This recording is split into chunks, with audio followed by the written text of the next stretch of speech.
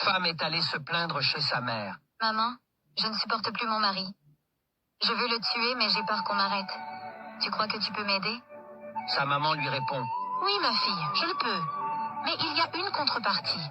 Tu seras obligée de faire la paix avec lui pour que personne ne se doute que c'est toi qui l'as tué quand il va mourir. Tu vas devoir bien te rendre belle, t'occuper de lui. Être gentille, reconnaissante, patiente, affectueuse. Moins égoïste, plus juste, plus à son écoute. Pour ne même pas qu'on te soupçonne. Tu pourras le faire? Oui, maman. Ok, c'est bien.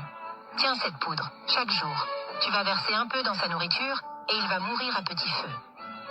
Après 30 jours, la femme est retournée chez sa mère. Maman, vraiment je ne souhaite plus tuer mon mari. À présent je l'aime. Il a changé et est devenu plus doux qu'avant.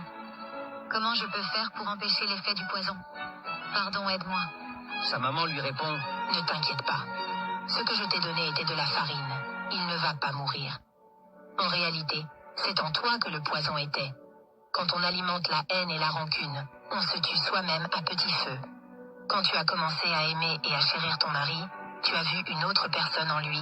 C'est comme ça que tu dois te comporter pour qu'il soit ce que tu recherches. Tout être humain est bon, mais c'est nous-mêmes et la société qui les faisons changer. Femme est allée se plaindre. Femme est allée se plaindre chez sa mère. Maman, je ne supporte plus mon mari. Je veux le tuer, mais j'ai peur qu'on m'arrête. Tu crois que tu peux m'aider? Sa maman lui répond. Oui, ma fille, je le peux. Mais il y a une contrepartie. Tu seras obligée de faire la paix avec lui pour que personne ne se doute que c'est toi qui l'as tué quand il va mourir.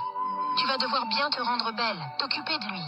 Être gentille, reconnaissante, patiente, affectueuse. Moins égoïste, plus juste, plus à son écoute. Pour ne même pas qu'on te soupçonne. Tu pourras le faire? Oui, maman. Ok, c'est bien. Tiens cette poudre, chaque jour. Tu vas verser un peu dans sa nourriture et il va mourir à petit feu. Après 30 jours, la femme est retournée chez sa mère. Maman, vraiment je ne souhaite plus tuer mon mari.